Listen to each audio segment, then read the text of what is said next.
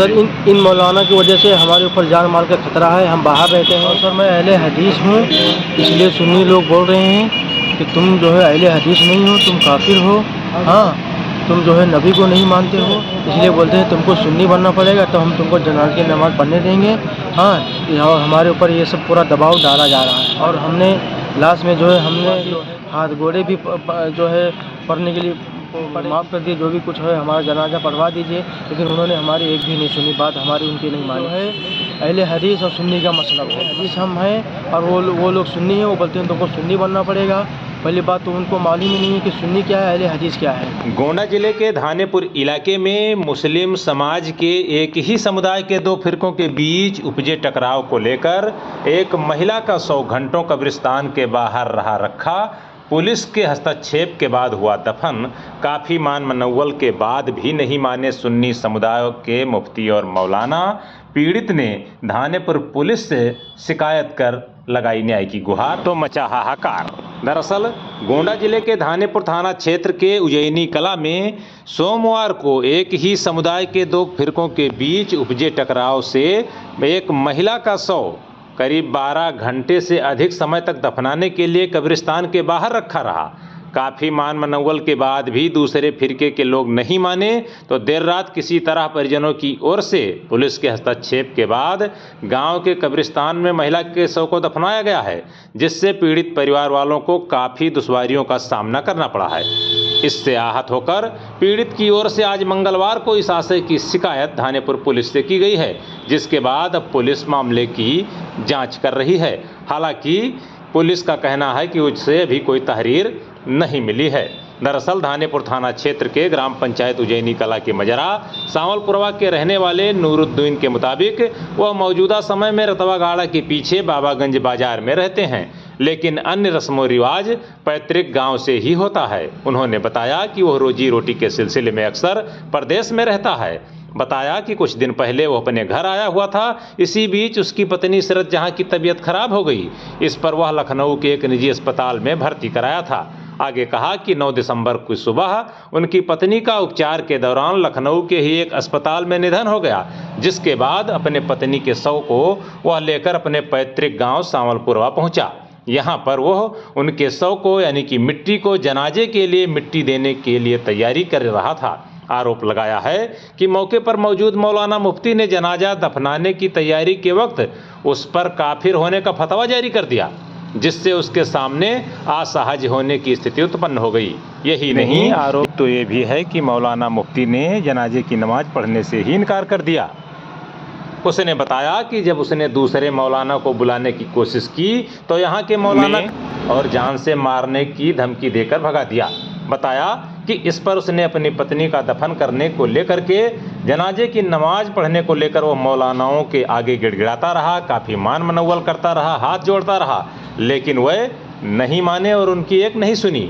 यही नहीं, उसे फटकार कर भगा दिया।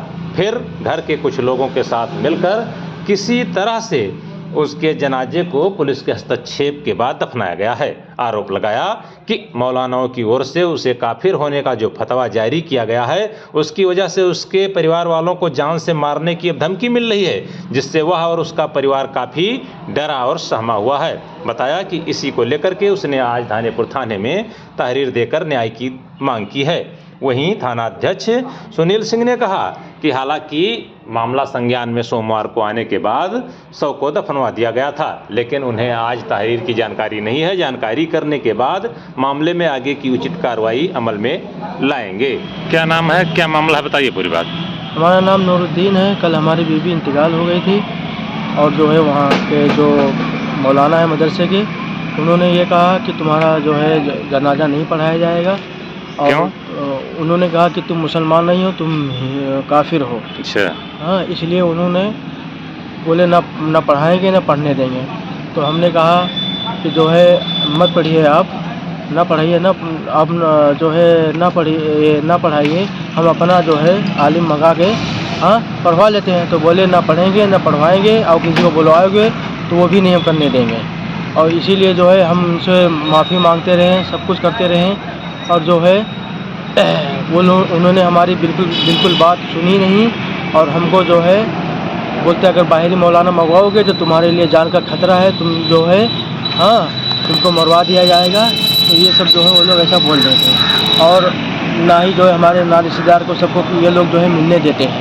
ये लोग जो है सीधा हमको जो है काफिर बोलते हैं कि तुम मुसलमान हो, तुम काफिर हो। अच्छा, इसलिए वो लोग बोलते हैं कि हम तुम्हारा नमाज़ ना पढ़ेंगे न पढ़वाने देंगे। तो ये कल कब से सब शुरू हुआ मामला? तो कल से सर ये हुआ है 11 बजे से शुरू हुआ है ये मामला। अच्छा, और ये रात तक के जो है ना ये मामला चलते रहा। अच्छा, बड़ी रात तक के ये मामला चलते रहा ये। जी। तब वो लोग नहीं आए सामने तो हम लोग अपना ही आपस में मिल के करके हमने जनाजा पढ़ के हमने मट्टी दे दिया हम। अच्छा, हाँ, लेकिन ये बहुत दिन से ऐसा सब चले आ रहा है। ये लोग जो है हमको सीधा जो है काफ़ी बोलते तुम मुसलमान है जो लोग। तो क्या मतलब जैसे जो कब्रिस्तान है या जहाँ पर जनाजा रख के पढ़ा जाता है वहाँ पर भी नहीं जाने दे रहे थे? हाँ, वहाँ पे बोलते हैं जो मदरसा है, बोलते हैं यहाँ हम तुमको यहाँ जो है जनाजा नहीं पढ़ने देंगे। और उन लोगों ने मदरसे में जो है ताला मार दिया। तो जैसे लोगों का जब अंतिम संस्कार होता है दफनाया जाता है तो मदरसे में ही जनाजा पढ़ा जाता है? हाँ, मदरसे में पढ़ाया जाता है। लेकिन हमारे को बोलते नहीं पढ़ाया जाएगा, लेकिन बाद में हम मदरसे में पढ़ाएगा नहीं। लेकिन वो लोगों ने बहुत तकरार किया हमारे ऊपर। यानी उन लोगों ने बहिष्कार किया? बहिष्कार किया हमारे ऊपर। तो इसी मामले को लेकर शिकायत करने आए हैं थाने में? हम इस मामले में शिकायत करने आए हैं कि हमें मुसलमान क्यों नहीं माना जा रहा है। जी, हम मुसलमान क्यों नहीं हैं, क्यों जो है हमारे ना रिश्तेदार को क्यों छुड़वाया जा रहा है। अच्छा, ऐसा क्यों कहते हैं? वो ऐसा वो बस क्या करे सर, हमारे में थोड़ा सा वो है, मुसलमान में थोड़ा वो है। लेकिन वो लोग अब हमारे वहाँ के वो लोग हैं उनकी तादाद बहुत ज़्यादा है। ठीक है, हम वहाँ पे अकेले हैं, इसलिए वो हमारे पर वो बहुत दबाव डालते हैं। वो सोचते हैं जो हम कर रहे हैं वो ठीक है, बाकी सब गलत है। तो इसकी शिकायत लेकर थाने पे आए? जी, इसकी शिकायत हम थाने पे लेके आए हैं सर। हमारी बीवी कल जो है बहुत देर तक राहत पड़ी रहेगी सर। हम बहुत परेशान थे। हम लोग लास्ट में हम इनसे माफ़ी मांगे, सब कुछ ये बोला। हमने कहा कि जो आप कहेंगे वही करेंगे, चलो कोई बात नहीं, दफना ले लीजिए। लेकिन उन्होंने एक भी नहीं सुना, हमारे एक भी नहीं सुना उन्होंने। और जो है मारने की धमकी भी दे रहे हैं कि बहुत कुछ भी हो जाएगा तुम्हारे साथ। क्या चाहते हो आप? हम इंसाफ चाहते हैं कि दोबारा आइंदा और किसी के साथ हमारे साथ हुआ और किसी के साथ ऐसा ना हो कि ये लोग क्योंकि ये लोग क्यों जो है ये लोग जो है ऐसा क्यों करते हैं ये लोग। सर इन मौलाना की वजह से हमारे ऊपर जान माल का खतरा है। हम बाहर रहते हैं और हम कहीं बाहर नहीं जाएंगे तो हम दो पैसे कैसे वो कमाएंगे खाएंगे। और ये लोग जो है हमारे बाल बच्चे के ऊपर खतरा बन सकते हैं, जो है जान से मारने की जो है जान से मार भी सकते हैं ये लोग। मैं अहले हदीस हूँ, इसलिए सुन्नी लोग बोल रहे हैं कि तुम जो है अहले हदीस नहीं हो, तुम काफिर हो। हाँ, तुम जो है नबी को नहीं मानते हो, ठीक है, इसलिए बोलते हैं तुमको सुन्नी बनना पड़ेगा तो हम तुमको जनाज़ की नमाज़ पढ़ने देंगे। हाँ, और हमारे ऊपर ये सब पूरा दबाव डाला जा रहा है हमारे ऊपर ये सब। और हमने लास्ट में जो है हमने जो है गलती की माफ़ी भी मांगी, हाथ गोड़े भी जो है पढ़ने के लिए पड़े कि चलो हमको माफ़ कर दिए, जो भी कुछ है हमारा जनाजा पढ़वा दीजिए। लेकिन उन्होंने हमारी एक भी नहीं सुनी, बात हमारी उनकी नहीं मानी। मेन इसमें जो है अहले हदीस और सुन्नी का मसला है। तो आप अहले हदीस हैं? हाँ, हम अहले हदीस हैं। हम अहले हदीस हम हैं और वो लोग सुन्नी हैं। वो बोलते हैं तुमको सुन्नी बनना पड़ेगा। पहली बात तो उनको मालूम ही नहीं है कि सुन्नी क्या है, अहले हदीस क्या है। हाँ, उठक बैठक भी करवाया गया, हम सब हर चीज़ पे राजी हो गए ताकि चलो कैसा भी करके जनाजे की जो है जनाजा हो जाए। क्योंकि और कोई दूसरा मैटर तो कोई बात नहीं, लेकिन जनाजा जो है हमारे में जल्दी दफनाया जाता है, लेट नहीं किया जाता है। लेकिन ये लोग कैसे मुसलमान हैं, हाँ, कि जो है ये कैसे मौलाना है ये कि जो है जनाजे को इतना लेट करवा दिए। जनाजा आखिरकार में लास्ट में जनाजा नहीं होने दिए ये लोग। बाद में हमने जो है ईशा के बाद में हमने जनाजा खुद जो है हम लोग आपस में मिलकर सब जनाजा पढ़ के दफना दिए। ये लोग कोई नहीं आया काम में। तो इसी मामले को लेकर आए हैं? हाँ, इसी सब मामला हम लेके आए हैं सर कि ये बार जो है ना ये सुन्नी वहाबी अहले हदीस ये है वो है फलाने धमाके, ये सब क्यों ये सब किया जा रहा है। हम मसला ये है सर कि हम उस गांव में हम अकेले अहले हदीस हैं, इसलिए कौन सा गांव है आपका? हमारा गांव है सावनपुरवा, लेकिन अभी फ़िलहाल मैं रहता हूँ रेतवा गाड़ा।